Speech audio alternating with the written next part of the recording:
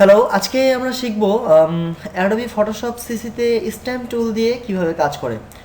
তো স্ট্যাম্প টুল দিয়ে কাজ করার জন্য আমাদেরকে লক্ষ্য করতে হবে যে এখানে যে বার টুলটা আছে, টুলসের যে বারটা আছে, এখানে আমরা দেখব যে এই যে সিম্বলটা দেখা যাচ্ছে এটা হচ্ছে স্ট্যাম্প টুল। তো স্ট্যাম্প টুলে যদি আমরা রাইট মাউস ক্লিক করি তাহলে এখানে আমরা দেখব যে দুইটা স্ট্যাম্প টুল কিন্তু এখানে আছে। একটা হচ্ছে ক্লোন স্ট্যাম্প টুল আর একটা হচ্ছে প্যাটার্ন স্ট্যাম্প টুল। তো আজকে আমরা প্রথম ক্লোন স্টেম টুলের কাজটা দেখব যে আসলে ক্লোন স্টেম টুল দিয়ে কীভাবে কাজ করতে হয়। তো এই জন্য আমাদের একটা ছবির প্রয়োজন হবে। এই জন্য আমরা একটা ওপেন করে যে কোনো একটা ছবি চুজ করব। ওকে, তাহলে ধরে নিলাম যে এটাই হচ্ছে আমাদের ছবি। আমরা এটাকে একটু একটা কপি নিব। তো লেয়ারটা একটা নতুন লেয়ার নিয়েছি এখানে আমরা দেখার জন্য যে আসলে অরিজিনালটা কী হয় আর আমাদের কাজ করার পর ছবিটা কেমন হয় এটা দেখার জন্য। ঠিক আছে, তো আমরা এখন যেই কপির যে লেয়ারটা আছে এই লেয়ারের উপর আমরা কাজ করব। তো আমরা শুরুতেই এই যে ক্লোন স্টেম যে টুলটা আছে এটাকে আমরা সিলেক্ট করতে হবে। ঠিক আছে, তো সিলেক্ট করার পর এখানে আপনারা লক্ষ্য করবেন যে এখানে অপাসিটিটা যদি আপনারা 100% চান তাহলে 100% রাখতে পারেন। এখানে লক্ষ্য করেন আমি যখনই এই যে স্টেম টুলটাকে দিয়ে আমি যদি এখানে ক্লিক করি তাহলে কিন্তু এটা কাজ করবে না। এখানে একটা ওয়ার্নিং মেসেজ আসবে যেটা হচ্ছে যে কোথাও থেকে একটা আমাদেরকে একটা এরিয়া সিলেক্ট করতে হবে যেখানে আমরা ক্লোন করতে যাচ্ছি। তো ক্লোন টুলটার মূলত কাজ হচ্ছে যে একটু মানে নকল করা, যেটা আর কি একটা জায়গা থেকে ডুপ্লিকেট করে দেওয়া।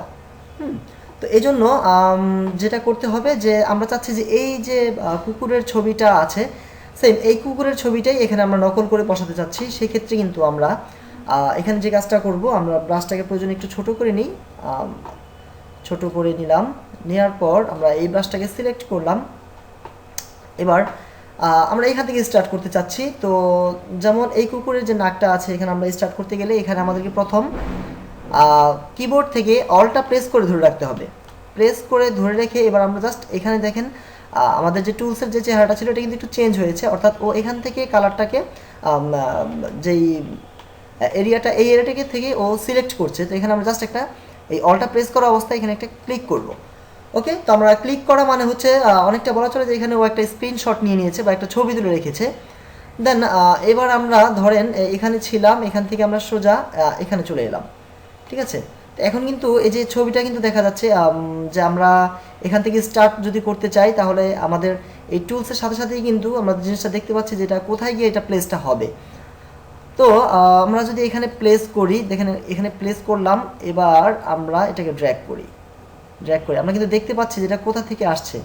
যেমন আপনারা লক্ষ্য করবেন যে এখান থেকে যখনই আমি ড্র্যাগ করছি, মাউস থেকে ক্লিক করে ড্র্যাগ করছি, তখনই কিন্তু এই দিকে মানে ঠিক যেই অংশটা এখানে প্লেস হচ্ছে ঠিক সেই অংশটাই কিন্তু এখানে দেখা যাবে।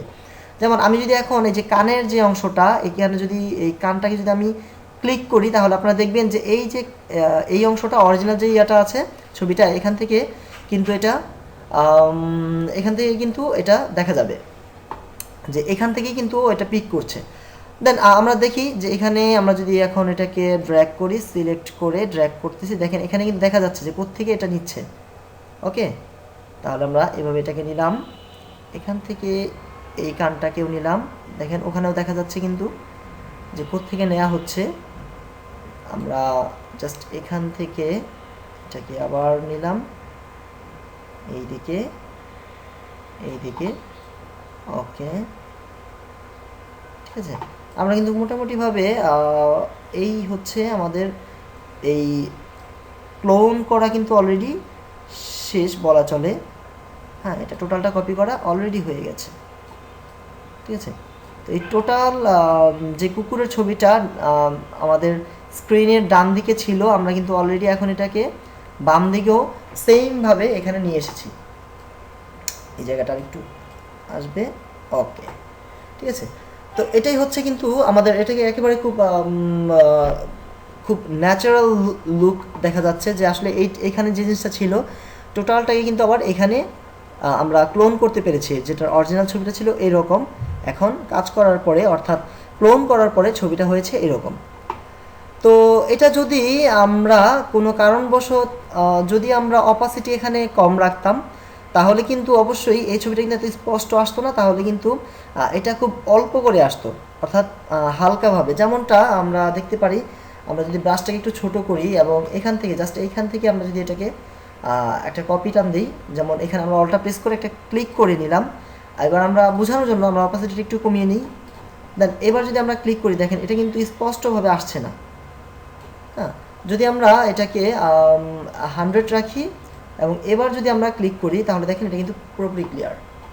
ঠিক আছে, এটা হচ্ছে আমাদের ক্লোন স্টেম টুলের কাজ। আশা করি এই যে ক্লোন স্টেম টুলের যে কাজটা, এটা আপনারা বুঝতে পেরেছেন। তো এর পরবর্তী আমাদের যে টুলসটা ক্লোন স্টেম্পের সাথে গ্রুপের যে টুলসটা আছে, সেটা হচ্ছে প্যাটার্ন টুল, অর্থাৎ প্যাটার্ন স্টেম টুল। তো প্যাটার্ন স্টেম টুলটা দেখার জন্য আমরা একটা কাজ করতে পারি। এটা হচ্ছে আসলে মূলত ফটোশপের প্যাটার্ন দিয়ে অনেক সময় আমাদের অনেক কাজ করতে হয়। এটা বোঝার জন্য আমরা একটা কাজ করতে পারি, সেটা হচ্ছে যে প্রথমেই একটা নিউ লেয়ার নিই। নিউ লেয়ার এটাকে আমরা ইঞ্চি করে দিলাম, যেমন এটাকে আমরা নিতে পারি 10/8 300 DPI। ওকে, তো নেওয়ার পর আপনারা দেখবেন যে এখন কিন্তু আমাদের আমরা প্যাটার্ন যে স্টেম টুলটা আছে এটাকে আমরা সিলেক্ট করলাম, করার সাথে সাথে কিন্তু এই যে অপশনের যে বারটা আছে এটা কিন্তু অ্যাক্টিভ হয়ে গেছে। এখানে অনেকগুলো ডিফল্টে কিছু আমাদের প্যাটার্ন দেওয়া আছে, যে প্যাটার্নগুলো সিলেক্ট করে আপনি যে কোনো একটা ব্রাশ সিলেক্ট করতে পারেন। এই ব্রাশটা সিলেক্ট করার পর এটাকে আপনারা বড় কিংবা ছোট যে কোনোটাই করতে পারেন। এরপর দেখেন এভাবে ড্র্যাগ করলে কিন্তু ওই প্যাটার্নগুলো অটোমেটিক এখানে চলে আসছে। ঠিক আছে, তো এটা হচ্ছে প্যাটার্নের কাজ। এখানে যে কোনো প্যাটার্ন আপনারা সিলেক্ট করতে পারেন, যে কোনো প্যাটার্নটাকে সিলেক্ট করে তারপর ওই প্যাটার্নটাকে আপনারা অ্যাপ্লাই করতে পারেন আপনাদের ইমেজের উপর। এখানে আরও বেশ অনেকগুলো প্যাটার্ন আছে, এই যে কোনোটাকে আপনারা আপনাদের ছবির উপর অ্যাপ্লাই করতে পারেন। এখন বিষয় হচ্ছে যে আমরা কিন্তু কোনো কিছুকে ম্যানুয়ালি নিজেরাই কিন্তু ওই প্যাটার্নটাকে তৈরি করে নিতে পারি। তাহলে এটা কিভাবে করব সেটা হচ্ছে, আচ্ছা এটা বোঝার জন্য যেমন আমরা একটা ছবি গুগলের সহযোগিতা নিই। এখান থেকে আমরা যে কোনো একটা ছবি সিলেক্ট করি, যেমন এই ছবিটা, এটাকে আমরা সিলেক্ট করলাম এবং এটাকে আমরা কপি করি। কপি করে নেওয়ার পর আমরা দেখা গেছে এটাকে ফাইল থেকে নিউ একটা নতুন ডকুমেন্ট নিলাম, নেওয়ার পর ওকে, এবং এটাকে আমরা এডিট থেকে করলাম হচ্ছে পেস্ট। ঠিক আছে, তাহলে কিন্তু আমরা আমাদের ছবিটাকে পেয়ে গেছি। এবার এই ছবিটাকে যদি আমরা দেখেন এডিটে যাই এবং এডিট থেকে আমরা এখানে স্ট্রোক দিই, স্ট্রোক দিয়ে আমরা এটার ইনসাইড ভিতরের দিকে স্ট্রোকটা দিব এবং সাদা কালার। ওকে, কালারটা সাদা দিলাম এবং এটাকে আমরা দিলাম হচ্ছে 10। ওকে, তাহলে যেমনটা আমরা দেখছি যে এই ছবিটার ভিতর দিকে একটা স্ট্রোক অর্থাৎ একটা একটা ফ্রেমের মতো চলে এসেছে। দেন এবার এই টোটাল ছবিটাকে আমরা সিলেকশন যে রেক্ট্যাঙ্গেল মার্ক টুলটা আছে এটার সাহায্যে আমরা এটাকে টোটালটাকে সিলেক্ট করলাম, বাহির থেকে একদম এই থেকে এই পর্যন্ত সিলেক্ট করলাম। করার পরে এটাকে আমরা এডিট থেকে চলে যাব হচ্ছে ডিফাইন প্যাটার্ন।